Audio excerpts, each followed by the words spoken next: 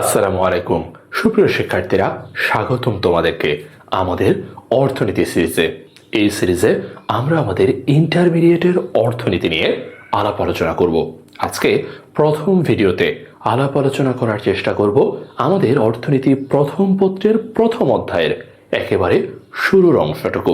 চলো দেখা যাক এই শুরুর অংশটিতে মোটামুটি আলোচনা করা হয়েছে অর্থনীতি কিভাবে এসেছে বা অর্থনীতির উৎপত্তি বা কেন হয়েছে। আমরা যদি একটু দেখি, অর্থনীতি ইংরেজিতে আমরা বলে থাকি ইকোনমিক্স। এই যে ইকোনমিক্স, এটা মূলত এসেছে একটা গ্রিক শব্দ থেকে। আমরা অনেকেই ব্যাপারটা জানি, ইকোনমিক্স এসেছে গ্রিক শব্দ ঐকোনোমিয়া থেকে। ইকোনমিক্স এসেছে গ্রিক শব্দ ঐকোনোমিয়া থেকে। এখন প্রশ্ন হচ্ছে, ঐকোনোমিয়া এটার অর্থই বা কি? ঐকোনোমিয়া শব্দের অর্থ হচ্ছে গৃহস্থালির ব্যবস্থাপনা। ঐকোনোমিয়া অর্থ গৃহস্থালির ব্যবস্থাপনা। গৃহস্থালির ব্যবস্থাপনা অর্থাৎ বুঝতেই পারছো, বাড়ির মধ্যে সম্পদের যে ব্যবস্থাপনা, এটা করার ধারণা নিয়ে কিন্তু প্রথমে অর্থনীতির যাত্রা শুরু হয়েছিল। বাড়িতে কিভাবে সম্পদ বন্টিত হবে, অথবা ধরো রাতের বেলা তোমরা খেতে বসেছ, কে একটু বেশি ডিম পাবে, কে একটু কম ডিম পাবে, কে একটু বেশি কাজ করবে, কে একটু কম কাজ করবে। এই যে জাতীয় জিনিসগুলো ব্যবস্থাপনা করা, বন্টন করা, এগুলো নিয়ে কিন্তু প্রথমে অর্থনীতির চিন্তা বা অর্থনীতির সূত্রপাত হয়েছিল। পরবর্তীতে আমরা দেখলাম অনেক অনেক অর্থনীতিবিদ বিভিন্ন জিনিসপত্র নিয়ে আলাপ আলোচনা শুরু করলো। আর প্রথম দিকে কিন্তু অর্থনীতি একটা স্বতন্ত্র বা আলাদা জ্ঞানের শাখা ছিল না। তখন পলিটিক্যাল ইকোনমিক্স, অর্থাৎ তোমরা অনেকে জানো রাষ্ট্রবিজ্ঞান, পলিটিক্যাল সায়েন্স, ওটার সাথে কিন্তু ইকোনমিক্সটা আলোচিত হতো। আর তখন ইকোনমিক্সকে বলা হতো পলিটিক্যাল ইকোনমিক্স। অর্থাৎ তখন এটা জ্ঞানের স্বতন্ত্র বা আলাদা একটা শাখা ছিল না, বরং রাষ্ট্রবিজ্ঞানের সাথে এটি আলোচিত হতো। আর রাষ্ট্রবিজ্ঞানকে বলা হতো পলিটিক্যাল সায়েন্স, আর এটিকে বলা হতো পলিটিক্যাল ইকোনমিক্স। পরবর্তীতে আমরা দেখতে পাই 1776 সালের দিকে বিখ্যাত স্কটিশ অর্থনীতিবিদ অ্যাডাম স্মিথ একটা বিখ্যাত বই লিখলেন। আমরা জানি 1776 সালে অ্যাডাম স্মিথ একটা বিখ্যাত বই প্রকাশ করেন, যেটির নাম ছিল wealth of Nations. Wealth of Nations এই বইটি প্রকাশের মধ্য দিয়ে এবং অন্যান্য অর্থনীতিবিদদের চেষ্টার মধ্য দিয়ে অর্থনীতি জ্ঞানের এটি আলাদা শাখা হিসাবে যাত্রা শুরু করে। আর যেহেতু অ্যাডাম স্মিথের এত বেশি অবদান রয়েছে, তাই অ্যাডাম স্মিথকে বলা হয় অর্থনীতির জনক। অর্থনীতির জনক হয়ে গেলেন অ্যাডাম স্মিথ, একজন স্কটিশ অর্থনীতিবিদ। এবং তিনি এই অর্থনীতিকে ব্যাখ্যা করতেন বা বন্টন করতেন সম্পদের বিজ্ঞান বলে। খেয়াল করে দেখো, তার বইয়ের নামের মধ্যেও কিন্তু সম্পদ ব্যাপারটা আছে, ওয়েলথ অফ নেশনস, অর্থাৎ রাষ্ট্রের সম্পদ। এই ব্যাপারটাই কিন্তু বোঝাচ্ছে। ঠিক এই কারণেই দেখা যাচ্ছে তিনি অর্থনীতিকে ব্যাখ্যা করছেন সম্পদের বিজ্ঞান বলে, অর্থাৎ সম্পদ কিভাবে বন্টিত হবে এই ব্যাপারটা নিয়ে কথা বলবে অর্থনীতি। এটাই মূলত ছিল অ্যাডাম স্মিথের ধারণা। কিন্তু পরবর্তীতে আমরা দেখতে পাই অন্যান্য অর্থনীতিবিদরা, যেমন মার্শালকে একটু চিনে রাখা ভালো, আলফ্রেড মার্শাল একজন ব্রিটিশ অর্থনীতিবিদ। এরপর কেনানের পুরো নাম হচ্ছে এডউইন কেনান, ইনিও একজন ব্রিটিশ অর্থনীতিবিদ।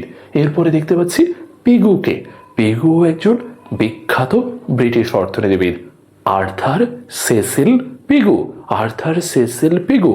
অর্থাৎ তারা তিনজনই ব্রিটিশ অর্থনীতিবিদ। তারা ব্যাখ্যা করেছেন যে না, অর্থনীতির কাজ শুধু সম্পদ নিয়ে কথা বলা নয়, অর্থনীতি মূলত একটা কল্যাণের বিজ্ঞান। কিভাবে মানুষের কল্যাণ করা যাবে, অর্থাৎ সম্পদ, জিনিসপত্র এগুলো কিভাবে বন্টন করে মানুষের কল্যাণ করা যাবে, অর্থনীতির কাজ হচ্ছে সেটি আলোচনা করা। আর তাই তো তারা বলার চেষ্টা করলেন অর্থনীতি হচ্ছে কল্যাণের বিজ্ঞান। অর্থনীতি হচ্ছে কল্যাণের বিজ্ঞান বলেছিলেন মার্শাল, কেনান এবং পিগু। পরবর্তীতে আমরা দেখলাম অর্থনীতির সবচেয়ে ভালো সংজ্ঞাটা, যেটা সবচেয়ে বেশি প্রচলিত, সেই সংজ্ঞাটা দিয়েছেন অধ্যাপক এল রবিন্স। অধ্যাপক এল রবিন্স, মূলত এল দ্বারা বোঝানো হয় লিওনেল। অধ্যাপক লিওনেল রবিন্স অর্থনীতির একটা সংজ্ঞা দিলেন।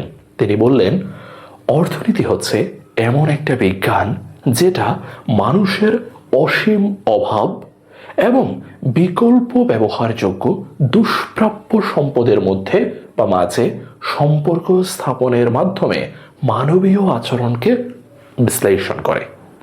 অনেক কঠিন একটা সংজ্ঞা মনে হচ্ছে, কিন্তু আসলে একদমই তা না। মূলত উনি বোঝাতে চেষ্টা করছেন আমাদের অভাব অসীম, আমাদের অভাব অসীম। এই যে বলছে মানুষের অসীম অভাব, কিন্তু এই অসীম অভাবের বিপরীতে আমাদের যে সম্পদ আছে, অভাব পূরণের যে উপকরণটা, সম্পদটা, সেটা দুষ্প্রাপ্য, সেটা কম আছে, সেটা কিছুটা দুষ্প্রাপ্য, সেটা কম পাওয়া যায়। ঠিক আছে, তাহলে এই যে সম্পদটা কম পাওয়া যাচ্ছে, এই কম কম পাওয়া সম্পদ দিয়ে কিভাবে এই অসীম অভাবটা পূরণ করা হবে, সেটা দেখানোই হচ্ছে অর্থনীতির কাজ। সেটা দেখানোই হচ্ছে অর্থনীতির কাজ, এবং সেটা কিভাবে করব, কিভাবে সেটা করব, এটা দেখানোর বিজ্ঞানী হলো অর্থনীতি। ঠিক এমনই কথা বলার চেষ্টা করেছেন লিওনেল রবিন্স, এবং এটাই আসলে অর্থনীতির প্রকৃত কাজ। আমাদের অভাব অসীম, কিন্তু অভাব পূরণের উপকরণ, অভাব পূরণের উপকরণ সসীম বা সীমিত। তাহলে এই সীমিত উপকরণ দিয়ে কিভাবে অভাবটা পূরণ করা যায়, এটাই মূলত দেখানোটা অর্থনীতির কাজ। একটু নিচে আসি। অপ্রাচুর্যের বিজ্ঞান বলেছেন স্যামুয়েলসন। নিশ্চয়ই বুঝতে পারছো, এই যে সম্পদ কম আছে, সম্পদ কিছুটা অল্প আছে, সম্পদের কিছুটা ঘাটতি আছে, এই ব্যাপারটাকেই বলছে অপ্রাচুর্যতা।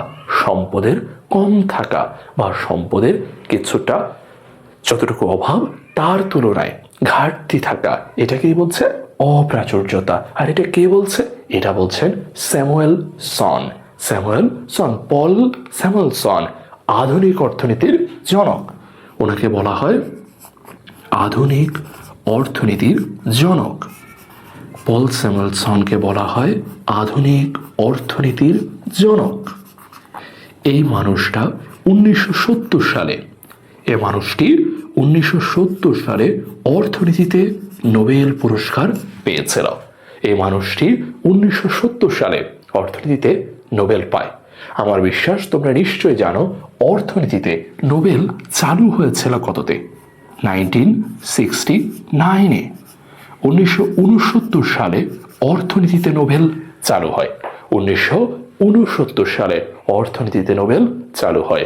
প্রথম বছরেই অর্থনীতিতে নোবেল পেয়েছিল দুজন অর্থনীতিবিদ। একজন আমাদের অতি পরিচিত র্যাগনার ফ্রিশ। প্রশ্ন হলো অন্য আরেকজন কে? প্রশ্ন হচ্ছে অন্য আরেকজন কে? একটু কমেন্ট বক্সে সবাই জানাবা যে অন্য আরেকজন অর্থনীতিবিদ কে ছিলেন, যিনি অর্থনীতিতে নোবেল পুরস্কার দেওয়ার একেবারে প্রথম বছরেই পুরস্কারটি পেয়েছিলেন। একটু জানাবে। তাহলে যেটা বলছিলাম, স্যামুয়েলসনের মধ্যে অর্থনীতি হলো অপ্রাচুর্যের বিজ্ঞান। অপ্রাচুর্যের বিজ্ঞান। তাহলে একটা বার খেয়াল করে দেখো, অর্থনীতি জিনিসটা কি একটু একটু ধারণা হয়ে গেছে না? অর্থনীতি ইংরেজিতে বলে ইকোনমিক্স। ইকোনমিক্স শব্দটি এসেছে ঐকোনমিয়া থেকে। ঐকোনমিয়া একটা গ্রিক শব্দ, যার অর্থ গৃহস্থালির ব্যবস্থাপনা। শুরুর দিকে বা প্রথম দিকে অর্থনীতি পলিটিক্যাল সায়েন্স বা রাষ্ট্রবিজ্ঞানের ভিতরেই আলাপ আলোচনা করা হতো। পরবর্তীতে অর্থনীতি এটি স্বতন্ত্র শাখা হিসেবে জ্ঞানের প্রতিষ্ঠিত হয়। আর সেই প্রতিষ্ঠার কাজে বেশ ভালো একটা সাহায্য করেন অ্যাডাম স্মিথ। তিনি একটা বিখ্যাত বই লিখেছিলেন 1776-এ, নাম হচ্ছে ওয়েলথ অফ নেশনস। আর এই কারণেই ওনাকে বলা হয় অর্থনীতির জনক। তিনি বলেছেন অর্থনীতিকে সম্পদের বিজ্ঞান। কিছু কিছু অর্থনীতিবিদ বলেছেন না, এটা কল্যাণের বিজ্ঞান। এরপর এল রবিন্স চমৎকার একটা সংজ্ঞা দিয়েছে। এরপর আধুনিক অর্থনীতির জনকের সাথে পরিচিত হয়ে গেলাম। তার নাম হচ্ছে পল স্যামুয়েলসন। 1970-এ পেয়েছিল নোবেল। তিনি এসে বললেন যে না, অর্থনীতি হচ্ছে অপ্রাচুর্যতার বিজ্ঞান। এখন প্রশ্ন হলো, বুঝলাম, সবকিছুই আমরা বুঝলাম, কিন্তু প্রশ্নটা হচ্ছে অর্থনীতি মৌলিক কি কাজ করে? এই যে বলেছে অধ্যায়ের নাম মৌলিক অর্থনৈতিক সমস্যা, কি সমস্যা সেগুলো? আমরা বইয়ে দেখতে পাচ্ছি অর্থনীতির মৌলিক সমস্যা আসলে দুটি। অর্থনীতির মৌলিক সমস্যা দুটি, যদিও স্যামুয়েলসন সাহেবের মতে মৌলিক সমস্যা কিন্তু তিনটা। স্যামুয়েলসনের মতে, এই যে ওনার মতে, পল স্যামুয়েলসন, ওনার মতে সমস্যা কিন্তু তিনটি। সেটা নিয়ে আমরা পরে কথা বলবো পরের ভিডিওতে। এখন দেখতে পাচ্ছি যে সমস্যা দুটি, একটি হচ্ছে দুষ্প্রাপ্যতা আর একটি হচ্ছে নির্বাচন। কোনটার মাধ্যমে কি বোঝায়? শুরুতে দুষ্প্রাপ্যতা। ফার্স্টেই বলেছি আমাদের অভাব অসীম, কিন্তু অসীম অভাবের বিপরীতে সম্পদ কিছুটা কম আছে, সম্পদ কিছুটা অল্প আছে, সম্পদের কিছুটা ঘাটতি আছে। এই যে সম্পদের কমতি, সম্পদের ঘাটতি, সম্পদের অপ্রাচুর্যতা, ইংরেজিতে যেটাকে বলে স্কারসিটি, সেটাই হচ্ছে দুষ্প্রাপ্যতা, সেটাই হচ্ছে দুষ্প্রাপ্যতা। আর নির্বাচনটা কি? এখন এই যে অল্প সম্পদ বা কিছুটা কম সম্পদ বা কিছুটা ঘাটতি আছে সম্পদের, এই ঘাটতি থাকাটা কিভাবে তুমি পূরণ করবে, সেটার ব্যাপারটাই হচ্ছে নির্বাচন। খুব সহজ একটা উদাহরণ দিই। ধরো তোমার কাছে 10 টাকা আছে, তোমার কাছে 10 টাকা আছে। এখন এই 10 টাকা দিয়ে তুমি চাইলে 2টা কলম কিনতে পারো, তুমি চাইলে 1 বোতল পানি কিনতে পারো, তুমি চাইলে একটা চিপস কিনতে পারো, অথবা এই 10 টাকা দিয়ে তুমি চাইলে অন্য আরেকটা কিছু করতে পারো। এখন তোমার কাছে টাকা আছে মাত্র 10, এর বেশি টাকা নেই, মানে টাকার একটা ঘাটতি আছে, সম্পদের ঘাটতি, কিন্তু অভাব তো অনেকগুলো, অনেকগুলো কাজ করতে হবে। তুমি এখন কি করবা?